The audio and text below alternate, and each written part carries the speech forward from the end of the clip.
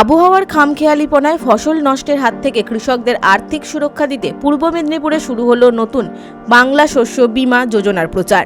বুধবার একটি বিশেষ ট্যাবলোর আনুষ্ঠানিক সূচনা করেন অতিরিক্ত জেলাশাসক নেহা ব্যানার্জি।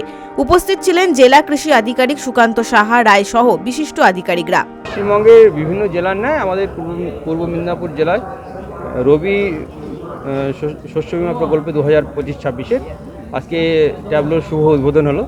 তো এই বাংলা শস্য বীমা প্রকল্প রবি মরশুমের যে ফসলগুলো আমাদের জেলায় আছে 6টি ফসল, তো সেই ফসলের যারা চাষি ভাই আছেন তারা সবাই এই শস্য বীমার মাধ্যমে উপকৃত হবেন আমরা আশা করি, এবং শস্য বীমার বিভিন্ন ক্যাম্পে তারা নথিভুক্ত হবেন।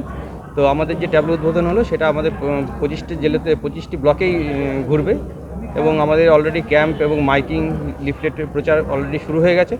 তো আমরা আশা করব এর মাধ্যমে আমাদের বিগত দিনের মতো এবারও বোরো এবং ডাল চাষে যারা খেসারি চাষ করছেন এবং আলু চাষ যারা করছেন তারা উপকৃত হবেন, সর্ষে চাষ যারা করছেন তারা উপকৃত হবেন।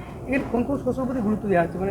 এবার আমাদের এই জেলায় এই রবি মরশুমে 6টি ফসলকে গুরুত্ব দেওয়া হচ্ছে। গ্রাম পঞ্চায়েত লেভেল পর্যন্ত প্রতিটি ব্লকেই বোরো ধানের চাষের উপর বোরো ধান চাষিরা এই শস্য বীমার আওতায় আসবেন।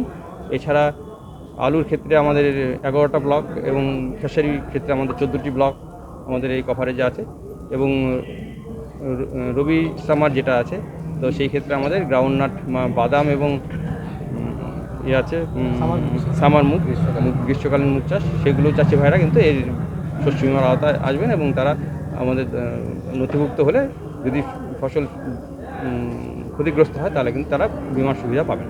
এই ট্যাবলোটি জেলার প্রতিটি ব্লকে ঘুরে কৃষকদের বীমা সম্পর্কে সচেতন করবে। রাজ্যে এই বীমা করতে কৃষকদের কোনো অর্থ ব্যয় করতে হবে না।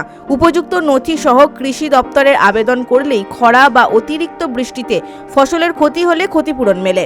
আসন্ন রবি মরশুমে ধান ও ডাল শস্য চাষের শুরুতেই এই সচেতনতা প্রচার চাষিদের নিশ্চিন্তে চাষ করতে উৎসাহী করবে বলেই মনে করছে প্রশাসন। পূর্ব মেদিনীপুর থেকে প্রসূন ব্যানার্জির রিপোর্ট, বিগ নিউজ বাংলা।